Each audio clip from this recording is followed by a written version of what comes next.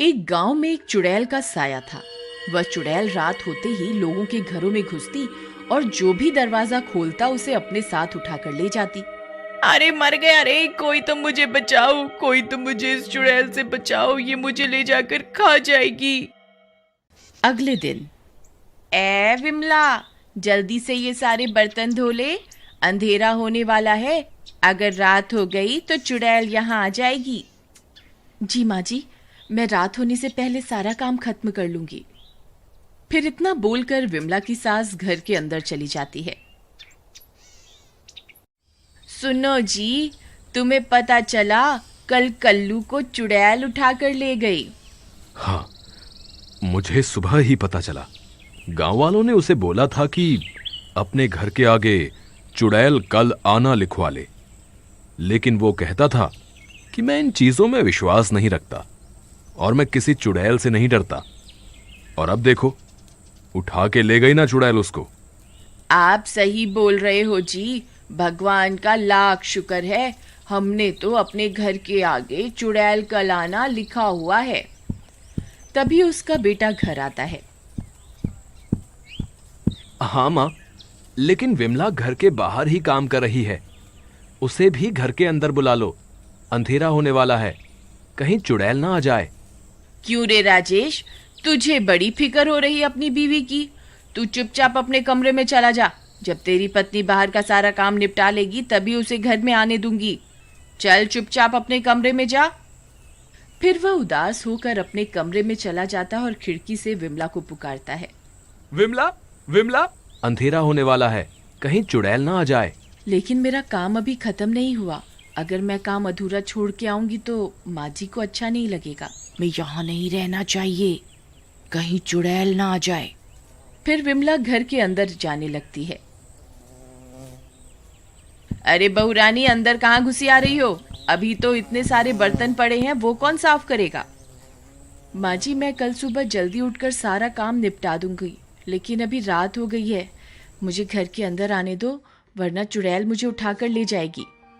ठीक है, तुझे एक ही शर्त पे घर के अंदर आने दूंगी। मुझे सोने के कंगन पहनने का बहुत शौक है। तू अपनी माँ को बोल के मुझे सोने के कंगन बनवा दे। नहीं नहीं माँ जी, ये आप क्या कह रही हैं? मेरे माँ बाप ने लोगों से कर्जा लेकर तो मेरी शादी की है, वह आपकी ये मांग कैसे पूरी कर पाएंगे? आप मुझसे जितना चाहे काम करवा लो, मैं उफ तक नहीं करूंगी, लेकिन मेरे माँ बाप से कुछ मत मांगिए।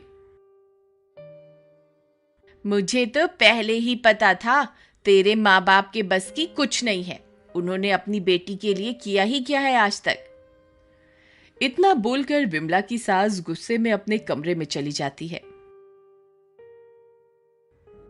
बेटा, अपनी लालची पत्नी की तरफ से मैं तुमसे माफी मांगता हूं, उसे माफ कर दो। नहीं नहीं पिताजी, आप माफी मत मांगिए, इसमें आपका कोई कसूर नहीं है। इतना बोलकर विमला अपने कमरे में चली जाती है।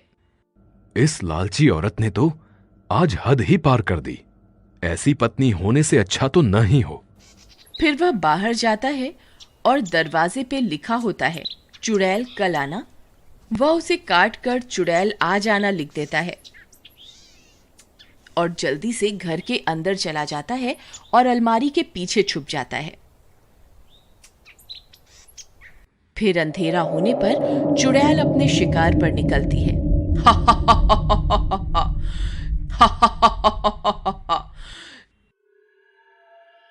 अरे, ये तो लिखा है कल आना। लगता है घर में आज कोई नहीं है, यहाँ कल आऊंगी। फिर वह आगे बढ़ जाती है।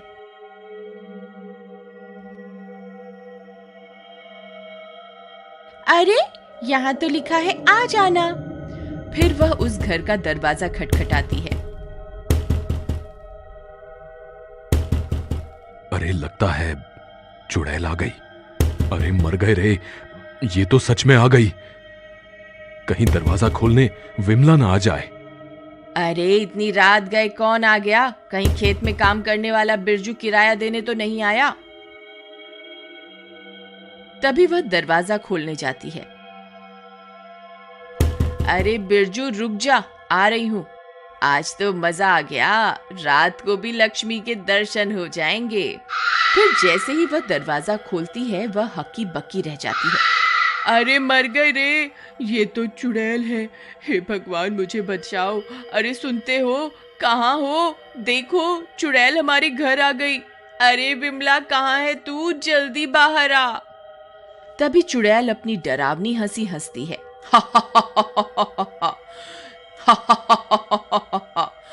तुझे मुझसे कोई नहीं बचा सकता। इतना बोलकर वह उसे उठाती है और आसमान में उड़ जाती है।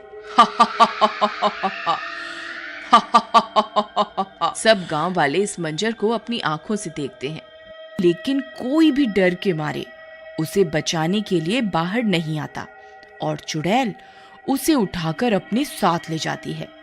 शुक्र है भगवान का, इस लालची औरत से जान तो छूटी। तभी विमला बाहर आती है। अरे पिताजी, ये कैसी आवाज थी? और माँ जी कहाँ हैं? उस लालची औरत को तो चुड़ैल उठाकर ले गई। आज से तुम्हारी सारी परेशानियों का अंत। लेकिन पिताजी, हमने तो घर के बाहर चुड़ैल कल आना लिखा हुआ था, तो फिर चुड़ैल हमारे घर कैसे आ गई? अरे ये क्या, किसी ने इसे काटकर चुड़ैल आज आना लिख दिया। ये किसने किया? ये जरूर किसी गांव वाले की शरारत है। मैं अभी पता लगाता हूं। ठहरो बेटा, तुम्हें कहीं जाने की जरूरत नहीं है। ये मैंने ही किया है। इस लालची औरत को सजा मिलनी चाहिए थी। नहीं पिताजी, ये आपने ठीक नहीं किया। आपको ऐसा नहीं करना चाहिए था। बेटा, मुझसे रोज रोज तुम्हारी ऐसी हालत देखी नहीं जाती थी, इसीलिए मुझे लगा कि इस लालची औरत को सबक सिखाने का यही सही तरीका है। अब क्या करें? मां को वापस कैसे लाएं? इतनी रात में जंगल में जाना खतरे से खाली नहीं होगा। हम सुबह होने का इंतजार करते हैं। नहीं नहीं, जब तक तो बहुत देर हो जाएगी। हमें माँ जी को अभी ढूंढना होगा। अरे विमला, तुम पागल हो गई हो क्या, जो इतनी रात को इतने घने जंगल में जाने की बात कर रही हो? हमें सुबह होने का इंतजार करना ही होगा। ठीक है, आप सुबह होने का इंतजार करिए, मैं माँ जी को ढूंढने अभी जा रही हूँ। इतना बोलकर विमला अकेले ही हाथ में मशाल लिए इतने घने जंगल में घुस जाती है।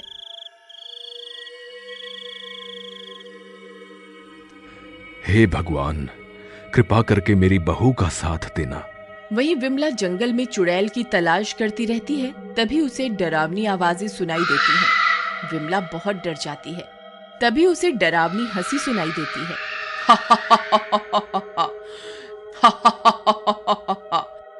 अरे ये कौन है जो खुद यहाँ मरने के लिए आ गया? ए लड़की, तेरी इतनी हिम्मत जो खुद इतने घने जंगल में आई? तुझे बिल्कुल भी डर नहीं लगा? हे चुड़ैल, कृपा करके मेरी माँ को छोड़ दो, बदले में मेरी जान ले लो। विमला की ये सारी बातें वह लालची औरत भी सुनती है। अरे मैं तो इसकी बिल्कुल भी परवाह नहीं करती थी और इसे कितना दुख पहुंचाती थी, लेकिन ये तो मेरी जान बचाने के लिए अपनी जान देने को तैयार है।